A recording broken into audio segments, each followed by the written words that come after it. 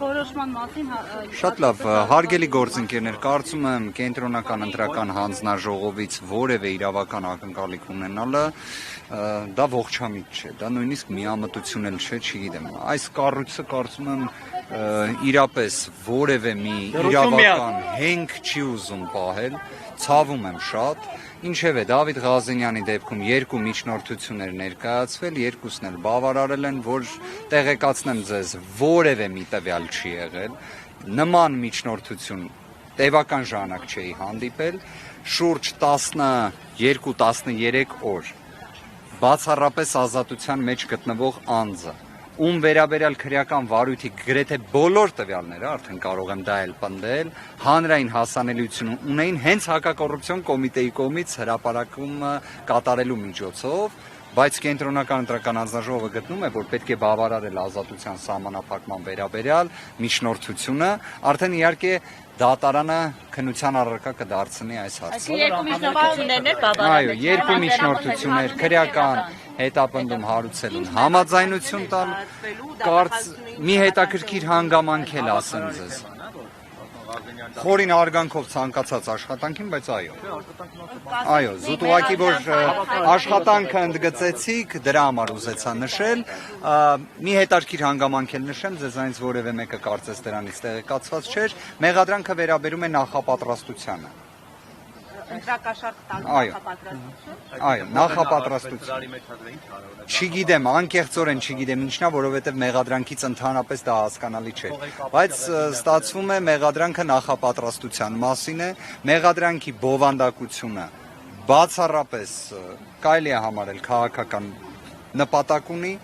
բովանդակությունն էլ բացակայում։ Այսինքն ես նման միջնորդություն չէի տեսել։ Ամեն դեպքում գործունեությանս որոշակի փորձը վկայակոչելով կրկին եմ ուզում ասել, ես նման միջնորդություն չէի տեսել, ես չեմ տեսել դեպք, որ անձը հենց քննչականի նախաձեռնությամբ գործի բոլոր հանգամանքները իմանա։ Հիմա լրագրողներից մեկը արդեն վկայակոչում էր գործով առանցքային կարգավիճակ ունեցող անձին։ Դրա մասին գիտեն բոլորը։ Դրա մասին գիտի Ղազենյան, այո, դա է։ Ղազենյան Դավիթը շատ լավ տեղեկացված էր դրա մասին։ Ոչ խոչընդոտել է, ոչ թաքնվել է, ոչ առավել եւս նորանցանք է կատարել։ Մի կարևոր հանգամանք էլ նշեմ, քանի որ միջնորդությունը ներկայացվել էր հեռավոր 2026 թվականի հունիսի 6-ին, այս միջնորդության մեջ օրինակ վկայակոչվում էր, որ դեռ հունիսի 7-ին ընտրություններ են լինելու։ Շատ կարևոր էր դա, ամեն դեպքում կարծում եմ շատ բարձր իրավաբանության նշաձող է սահմանված, իսկ ԿԸՀ-ն հերթական անգամ նվաճում է իրավաբանության կործանման նոր նշաձողերը։ Իսկ այս միջնորդության շրջանակներում գործ այսպես էությունը քննվեց, օրինակ Դավիթ Ղազենյանի դեմ ցուցմունք տվող ոչ մի տվյալ չկար, նույն Ղազենյան Դավիթի վերաբերյալ էլ ոչ մի տվյալ չկար։ Ես մի առիթով դա ասել եմ, հիմա պատկերացրեք, մենք ձեզանից որևէ մեկի հետ առանձին զանգեմ, հեռախոսակապով զրուցենք ու պատմենք, թե քաղաքացիական պայմանագրից ինչ-որ մի ներկայացուցիչ, ինչ-որ մի գործողություն է անում։ Կասեք հավանականությունը որքան է, որ այդ անձին դրա համար հերիք չի մեղադրանք կառաջադրեն, մի հատ է կալանքի հարց կբարձրացնեն։ 0 է, չէ՞։ Բայց այ Ղազենյան Դավիթի դեպքում ճիշտ հակառակն է։ Անդամների հետ կապված ինչ որոշում կայացրել։ Ինչպես։ Կախված թե ինչ կան։ Մյուսն այդտեղ ասում են Եկեք նույն վարժությունը իրար հետ քիչ հետո անենք, էլի։ Մի հատ այտենց քաղաքացիական պայմանագրի ներկայացուցիչի վերաբերյալ անենք։ Ինչի օրինակ ստացվում է Ղազենյան Դավիթին կյանքում որևէ կերպ չճանաչած մարդը կարա տենց խոսակցություն ունենա ու դա դառնա հերիք չի մեղադրանքի հիմք, որտեվ իդեպ ես չեմ ասում, ես ասում եմ քրեական վարույթ կարող են նախաձեռնել։ Կարող են եղանակի վատ լինելու առթիվ էլ քրեական վարույթ նախաձեռնեն, որտեվ պայմանականորեն մեկը միջամտել է եղանակին։ Բայց հարցը նրանում է, որ դու արդեն մեղադրանք ես առաջադրում, դրա ապացուցման շեմը պետք է լինի բարձր։ Երբ կալանքի միջնորդություն ես ներկայացնում, դրա շեմը պետք է լինի էլ ավելի բարձր։ Մենք խոսում ենք 0 հիմնավորման մասին, բայց այդ բոլոր այդ շեմերի հաղթահարման մասին։ Իդեպ, բայց կրկին ԿԸՀ-ի մասին ենք խոսում, այն նույն ԿԸՀ-ի, որը օրենսգրքով ուղիղ գրված վերաքվեարկության պարտականությունը չի կատարում։ Իդեպ ես նկատել եմ նաև, որ շատ հստակ գնահատականներ նույնիսկ կանխատեսելի աղբյուրներից են գալիս ԿԸՀ գործունեության վերաբերյալ, հետևաբար կարծում եմ այս կառույցին պետք է պարզապես անտեսել։ Մյուս տեխնատուների վերաբերյալ։ Մյուս տեխնացուի, եկեք այսպես ընդգծեմ, Աշոտ Եղիազարյանի վերաբերյալ այն հետաձգվեց կլինի երեկոյան, այդտեղ էլ որոշ տարօրինակ հանգամանքներ կային, իրադարձություններ կային, օրինակ ես տեղեկացա ուղղակի, որ փաստաբանին թույլ չէին տալիս քրեական վարույթի շրջանակներում ներկայացված այս միջնորդությանը կից նյութերին ծանոթանալ։ Ասում էին չեք կարող ծանոթանալ։ Չիմացանք։ Պարոն Վարդևանյան, թեև ուղիղ չի առնչվում այս գործին, բայց համատեքստին է առնչվում, այսօր կառավարությունը հաղորդագրություն է տարածել Ստոկհոլմի արբիտրաժային տրիբունալի որոշման վերաբերյալ հունիսի 16-ի, ասել է, որ Հայաստանի միջնորդությունը արբիտրաժային գործով բավարարվել է վարույթի երկատման մասով, ինչ տեղեկություն ունեք, ինչի մասին է խոսքը։ Առաջին անգամ եմ լսում, ես կարծեցի ուղղակի հերթական անգամ հայտարարում են, որ Ստոկհոլմի արբիտրաժի որոշումը օրինակ չեն կատարում։ Միգուցե վերստին դա են ուզում արձանագրել, դա էլ գիտենք։ Դրա բացասական հետևանքներն էլ ի վերջո վաղ թե ուշ տեսնելու ենք, ցավով եմ դա ասում։ Երևի թե այսքանը։ Այդ վարույթով մեկը հարցակնվել է։ Անկեղծորեն որքանով որ պատկերացնեմ, դա անհնար է, որ չլինեն հարցակնված անձինք։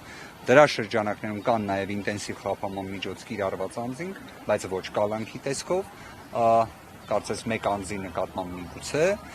բայց մնացյալ հանգամանքները եկեք շատ չբացահայտեմ, ուղղակի եւս մեկ անգամ արձանագրեմ, որ Ղազենյան Դավիթի վերաբերել որևէ տվյալ չկա։ Հիմա հաջորդի քայլերը, որոնք պատրաստվում է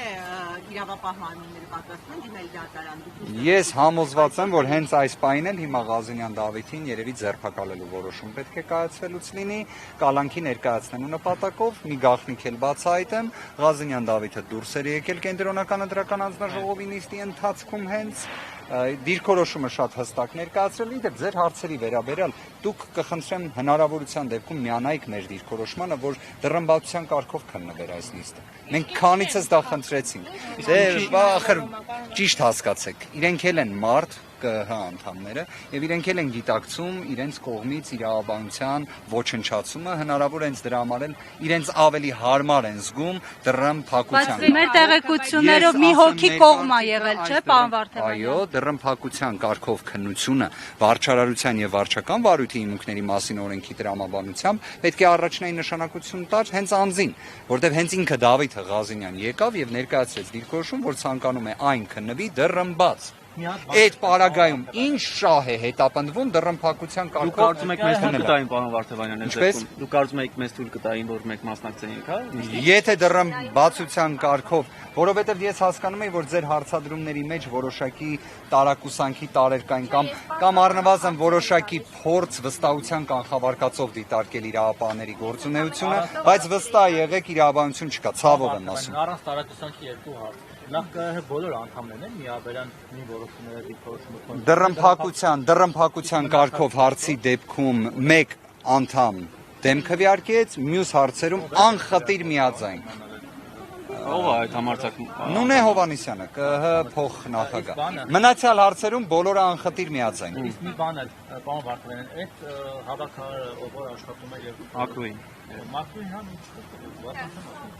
բան ով որ Ղազենյանի անունը տվել է։ Ինք հիմա շարունակում է աշխատել ձեր ընկերությունում, այսինքն ընկերությունում, երբ իր հետ ընդհանրապես փոխել է դուրսնացել։ Տեղեկություն անկեղծորեն չունենք, միաժամանակ մի բան էլ կնշեմ, այդ ձեր կողմից նշածը, խոսելը եւ այլն, այդ դրանք եթե գոնե դրա նվազագույն մի երևույթ լիներ, դատախազությունը կկարողանար այսօր ասել, որ անուղղակի տվյալ ունեն, որ խոչընդոտելու ռիսկի հետ ինչ որ առնչություն կա։ Դրանից որևէ մեկը չի եղել, բացառապես պատշաճ վարքագիծ է եղել ու ամենակարևորը այդ ամենն էլ եղել է հանրային։ Ու այդ պայմաններում միևնույնն է, այո, կարծում եմ հարցաքննել են եւ չնայած այդ ամենին, միևնույնն է կենտրոնական ընտրական անձնաժողովը այդ միջնորդությունը բավարարում է խափանման միջոցի հետ կապված։ Մի բան էլ էլի ուզում եմ ընդգծել։ Դուք պատկերացրեք, եթե այդ միջնորդությունը մերժվեր խափանման միջոցի մասով, նույն դատախազություն ունենալու էր հնարավորություն կիրառելու գրավ բացակայելու արգելք նման խափանման միջոցներ, բայց գերնպատակը կալանքի տպավորություն կամ կարծիք, որ այդ քինը համագործակցել է իրավապահ մարմինների հետ եւ հատուկ ներդրված է եղել։ Ես ցանկացած հնարավոր սցենարը չեմ բացառում, որովհետև այնտեղ եթե դուք ձայնագրությունները, որոնք արդեն իսկ հանրային են շուրջ 2 շաբաթ, որ դա ուշադրություն դարձնեք, կարծես այ ոնց ես հիմա հարցազրույց եմ տալիս, այդ աստիճան ճշգրտությամբ է ձայնային որակը։ Մի քիչ ըստ դրա հետևությունները դուք կարող եք պարոն Վարդևանյան։ Ես բոլոր դեպքերում վերջնական դատողություններ չեմ անում, յուրաքանչյուրի անմեղության կանխավարկածը հարգում եմ, այսքանը ձեզ էլ շնորհակալություն։ բովանդակությանը ծանոթ եք, որ գուցե նա այնպեսի բան է ասել դրա հիման վրա է, որ Բացարձակ բացարձակ ծանոթ եք, չէ բացարձակ չի ասել։ այն ինչ ներկայացվել է այստեղ, պնդումս կատարում եմ բացարձակ Ղազինյան Դավիթի հիշեցման կարգով նախապատրաստության վերաբերյալ որևէ մի առնչությունը հաստատող տվյալ չի եղել։ Ես ուղղակի դռնփակ կարգով քննվող նիստի մանրամասներ չներկայացնեմ, բայց ամեն դեպքում հավատացած եղեք այս իմ դիրքորոշումը, որ ներկայացնում եմ, առավել քան համոզիչ է եղել։ Այլ հարց, որ դրա վերաբերյալ վերջում գնահատականը ԿԸՀ-ի հիշեցման կարգով դե իրենք սևը սպիտակով գրված վերաքվեարկության պարտականությունը չեն ապահովել, էլ ինչի մասին ենք խոսում։ Շնորհակալ եմ, լավ օր ժողովուրդ ջան։